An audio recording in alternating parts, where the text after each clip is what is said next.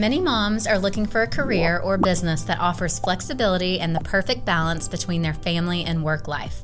Real estate can provide that flexibility and balance while earning a great income. In this episode, we'll cover exactly how you can get started in real estate and if it would be a good fit for your situation.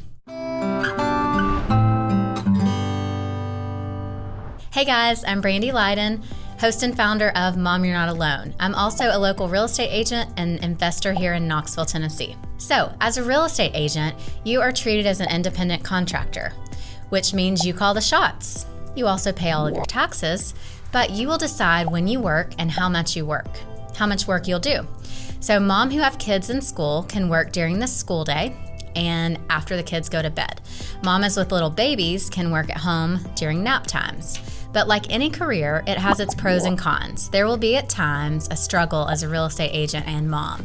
So let's talk about how you can be successful as a mom and real estate agent and overcome some of the challenges that you will face. So let's talk about the pros. Freedom and independence. When top agents are asked what they like best about the real estate business, most of them will say freedom and independence will rank as the top benefit, with money often taking the second place. So, a flexible schedule. Real estate agents can set their own schedules. This flexibility gives agents the opportunity to fit work around their lives easier than other professionals. Now, I'll second this statement in that we get into it for the flexibility, but we also want to be really diligent about our schedules. So I've found that so many people get into real estate because of the flexibility, yet it takes being really diligent about our time blocking to be able to enjoy the freedom. Okay, so we want to be really detailed in our time blocking and get as much as we can done, and then we enjoy the flexibility of our free time. So the next thing is going to be good income potential. One of the greatest advantages of becoming a real estate agent is truly unlimited income potential, and that was what motivated me. No one can tell me what the cap is on what I can earn. So as an agent, there's no limit on how much you can earn. That's because real estate agents work for commission. Typically, the agent walks away with an average of 2.5 to 3% of a property sale price. Now, let's get into the cons. So if you have never been commission only and 1099, it'll be a huge adjustment. So irregular income is a major con. The flip side of high income potential is low income potential. So if you're used to regular paychecks, you will have to adjust to commission-only lifestyle. As with any business, that includes saving or investing during our high income earning months and budgeting expenses during our low income months. So I'll dive into that a little bit deeper. A lot of real estate agents, you get a paycheck and they think, that's all mine, right? But if you're truly running a business, you want to pay yourself a certain percentage. I think 50% is a great amount.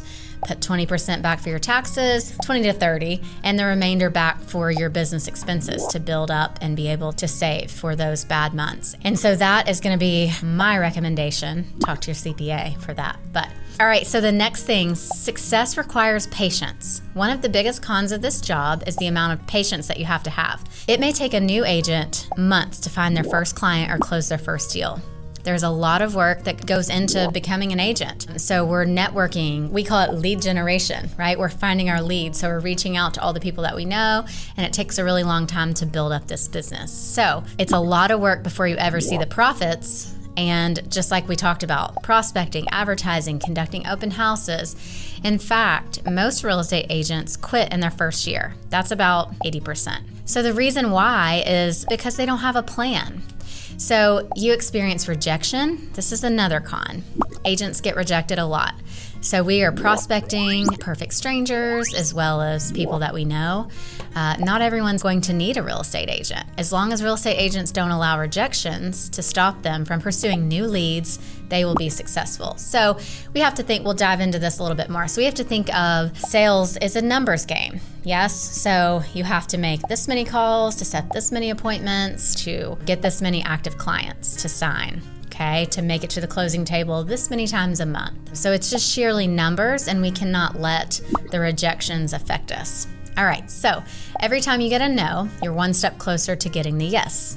You guys have heard that before. So what does it take to start as a real estate agent? Real estate has a very low barrier of entry when comparing it to similar paying jobs. So in most states, to become a real estate agent, you only have to take your 60-hour course. You go and take your test. So we're talking about less than $1,000 to get licensed and take this test. It doesn't require going back to college for 4 years. And the average salary for a lot of first-time agents is going to be around $50,000 a year. So it's possible to get licensed in a few months and start earning an income a few months later.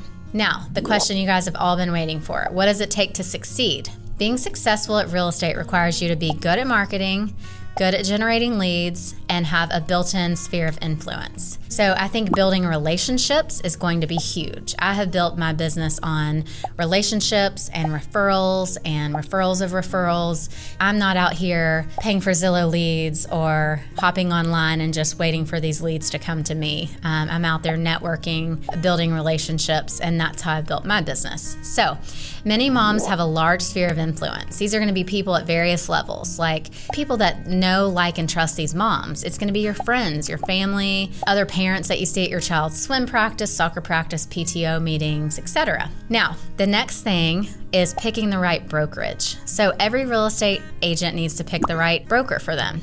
And I would suggest interviewing at least 3. All right, you want to see where you fit, what brokerage has the right culture that you like, what they stand for, all of that kind of thing. So interview several before you choose, because that is going to be really important to your success. So you have a lot of choices for where you work and where you hang your real estate license. If you're looking for a balance in your career and family life, then you need to align yourself with a brokerage that will support you at the highest level. I'm going to be a little biased on this because I work for Keller Williams, but Keller Williams stands for God, Family, and Business, and that was a big part of why I went with Keller Williams. I think they have a great culture. It's also a company that's an open book. So if an agent is very successful, we'll teach a class to all the new agents on what we do and what works best. And so I think that the culture there is amazing. They've got a lot of training and a lot of coaching. So that would be why I chose that. But for you, it's going to be different. So I would say interview several brokerages before you get started. Time block. So this is huge. This is for any person in business. You want to time block your schedule to stay on track. So most top producing agents in the country use a method called time blocking.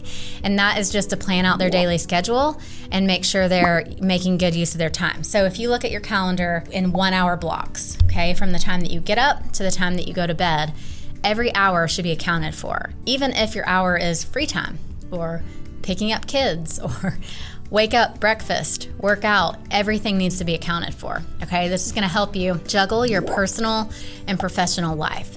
So for this type of scheduling, you're blocking out every single time like we talked about. I think our mornings are our most productive time. And so as a mama, you have little babies, you have little kids, maybe they're in school, they might be playing during this time or whatnot. So we really want to take advantage of our morning schedule. And so, think of it as like your big rocks, okay? So the 2 to 3 things you want to get done for the day, block them off in the morning so that you get them accomplished before you move on to the rest of your day. We also want to time block anything that is family related responsibilities. So kid appointments, date night, anything. Put it on the calendar and do not veer from honoring that part of your calendar, okay? All right, so focus on one aspect of real estate. Now, that is, I'm going to focus on residential real estate. I'm going to focus on commercial, or I'm going to focus on investors, all right? So any sale that you make in real estate will be a commission check in your bank account. But it's simply not realistic to handle every type of sale with your license. So as a single mom, it can be tricky to juggle leases and rentals and buyers, sellers, and everything in between. So I would suggest find your niche and dive into that, okay? So if you're a mom and you want to sell to moms, go after moms that are looking to buy or looking to sell. Just find your area. If you have a husband that's in the Army or the Marines or serves the country, go after veterans and help them get a VA loan and buy a house. Find something that's specific to you that you're passionate about. Okay, so choosing a cost-effective marketing strategy is going to be really important. So real estate is one of those industries where you have to spend money to make money, at least until you build name recognition in your local community. So you want to choose affordable marketing methods that's going to increase your interest in business without risking your bank account. For example, cold calling, door knocking, maybe spending a little bit of money on SEO or blog posts. Social media content is typically free for Facebook and Instagram ads, or minimal, $5-10 per ad or something like that. So you definitely want to market yourself, but make yourself a name in your community, okay? So if your kid goes to such and such school, how about buy an ad or get yourself a banner on the school pickup line, right? And so then you're the local expert in this community that your kid goes to school. So all those people will be recognizing your face. All right, guys. So as a recap, real estate is a great career for anyone as long as you're willing to commit your time and attention to the industry. And as a single mom, the most important way to succeed as an agent is by finding a middle ground between your personal and your professional life. So both deserve attention, and if you're serious about growing your business, you can do it. If you got value from this episode, make sure to like and subscribe to my YouTube at Brandy Lydon.